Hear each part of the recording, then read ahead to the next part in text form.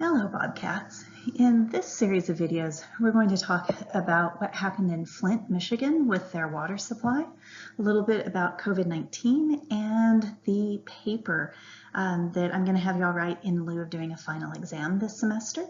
But the first thing we're going to tackle is a little bit of a review of scientific method. We went and talked about that way back in chapter 1. So before you started writing this paper, I just wanted to refresh a little bit on those ideas. When we talk about scientific methods, there are certain things that you've probably seen, maybe even going as far back as elementary school. One of the ways to present this is this idea that you start with some sort of a question that you'd like to answer. From that question, you create some sort of a hypothesis. A hypothesis is often an if-then statement. If this is true, then this must happen. Or if I were to increase the temperature, then the reaction will go faster. Something along those lines. And then you design an experiment to see if that's true. So you might run your reaction at several different temperatures, measure the rate of the reaction, and then see if it actually does speed up as the temperature goes up. So you collect lots of data and observations. Based on your data and observations, you may need to revise your experiment. You may realize after you analyze your data that your experiment didn't quite test what you wanted to test.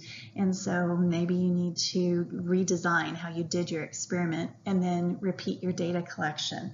Or maybe as you start analyzing your data, you realize your hypothesis is wrong. And so when you revise your hypothesis, you realize there's a better way to test it. And so then you go back and you do a new set of experiments. The thing that I really want to emphasize here is that this is not a linear process. You don't start with the question and end up at your conclusions where you write and publish a paper. It's very cyclical. You take, 2 steps forward and 1 step back. You have to continually refine what you are doing based on the data that you are collecting. Because of that, a teacher that I worked with once always emphasized that there's an S on the end of the phrase scientific methods, because there's not just one set procedure that we say, oh yes, now you're doing science. This one way of doing things is the scientific method. It doesn't work that way. There are lots of different paths through your experiment and data collection and drawing conclusions. Way back in chapter 1, we took a look at this thing called the Rough Guide to Spotting Bad Science. If you go to Tracks Resources, this is in the chapter 1 folder where it's a whole lot easier to read, a whole lot bigger. Some of the things I'd like to maybe get you to think about in terms of our current situation with coronavirus.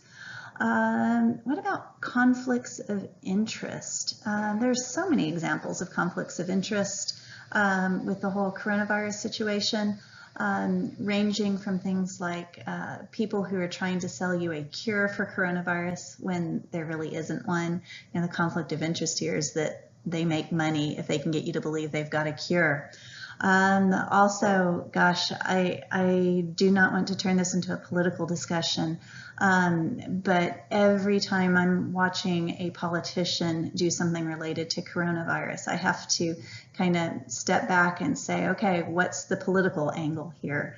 All parties, I'm very skeptical of. Correlation and causation. I just was seeing something about high mortality rates being associated with people who are placed on ventilators. And the article that I was reading was trying to say that the ventilators are causing people to die. I think the author was confusing correlation and causation. I think people who get placed on ventilators are already at a high degree of distress. And that is what is making them more likely to die. It's not the ventilators. I was particularly distressed reading that because how many family members saw that article and started panicking, thinking that the ventilator that their loved one was placed on to help keep them alive was actually going to kill them. So yeah, the whole correlation and causation thing, always keep those two things straight. I've also seen lots of people out there making all sorts of outrageous claims based on some sort of a study that was done at a hospital with 10 coronavirus patients, right? Sample size is a huge factor. You have to have large sample sizes before you can draw any scientifically valid conclusions. Then there are all of these aspects of experimental design. If you're going to have a scientifically sound experiment, you have to have things like a control group, blind testing. The samples that you're using have to truly be representative of your entire population. You know, and the previous bullet point wraps into this as well. The sample size needs to be large enough.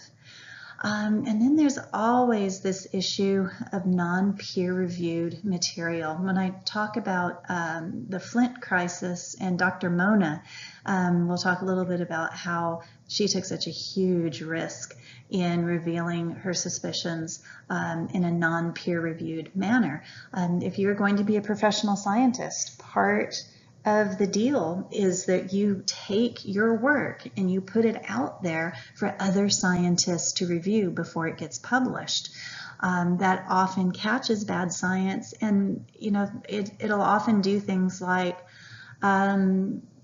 you know, what a reviewer will say, what you did was fine, but there's probably a better way to do the statistics on your data.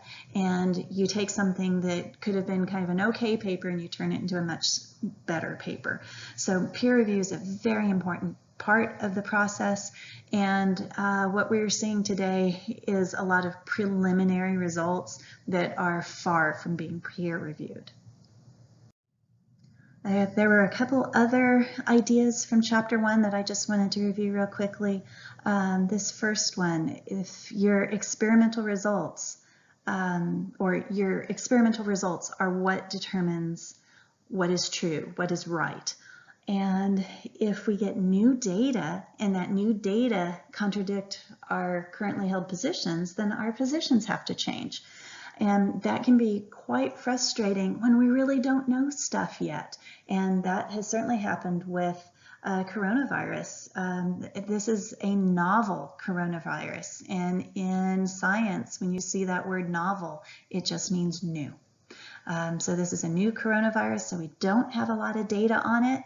And there are a lot of questions out there about record keeping and accuracy of data. It's just really hard to know. So every day is bringing new data.